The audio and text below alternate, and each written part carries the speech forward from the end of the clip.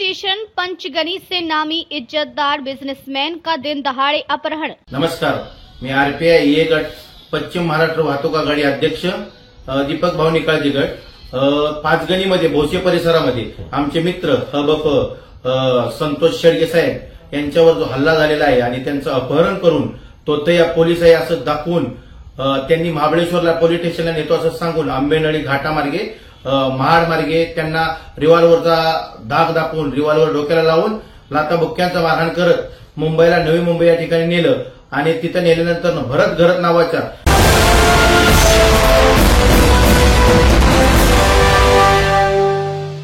Breaking news. Hill station Panchgani से नामी इज्जतदार बिजनेसमैन का दिन दहाड़े अपहरण। मुंबई वासी पुलिस बनकर गुंडों ने रिवॉल्वर की नोक पर किया हमला, समझौते के लिए दबाव। पंचगनी ठंडी हवाओं का पर्यटन स्थल पंचगनी से एक नामी और इज्जतदार बिजनेसमैन पर्सन का दिन दहाड़े अपहरण होने की सनसनीखेज घटना सामने आई है। बताया जाता है कि फर्जी मुंबई वासी पुलिस बनकर आए कुछ गुंडों ने गाड़ी रोकी, बंदूक दिखाकर मारपीट की और जबरदस्ती पीड़ित को मुंबई ले गए। पीड़ित को रात भर कैद में रखकर धमकाया गया, वाद मिटाओ वरना जेल में डाल देंगे। इस दबाव में जबरन समझौता लिखवाया गया। इस पूरे प्रकरण में भरत घरत समेत 4 लोगों के खिलाफ अपहरण, मारपीट और ब्लैकमेल का मामला दर्ज किया गया है। वहीं इस घटना के पीछे एक बड़े राजनीतिक नेता का हाथ होने का गंभीर आरोप भी सामने आया है। पंचगनी जैसे पर्यटन स्थल पर दिन दहाड़े अपहरण ने पूरे 17 जिले और राज्य को हिला दिया है। कानून व्यवस्था पर सवाल खड़े हो गए हैं। अगर पुलिस का भेष धरकर कोई भी अपहरण कर सकता है तो सुरक्षा का भरोसा कहाँ है।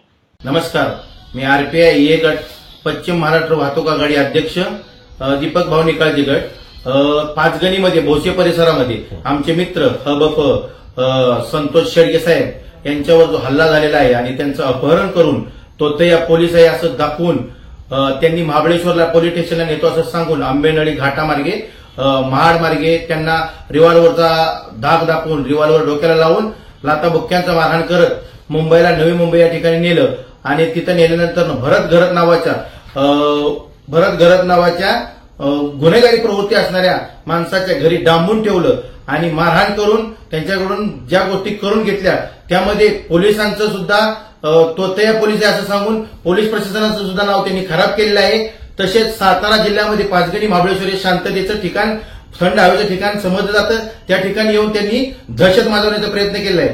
त्या आरोपींना कठोरात कठोर कारवाई करा आणि त्यांच्यावरती लवकरात लवकर गुन्हा त्यांच्यावर पाचगणी पोलीस स्टेशनला दाखल झालेला आहे, त्यांना लवकरात लवकर अटक करावी अशी मी आरपीआय एच्या पश्चिम महाराष्ट्र वाहतूक आघाडीचा अध्यक्ष संग्राम रोकडे विनंती करत आहे।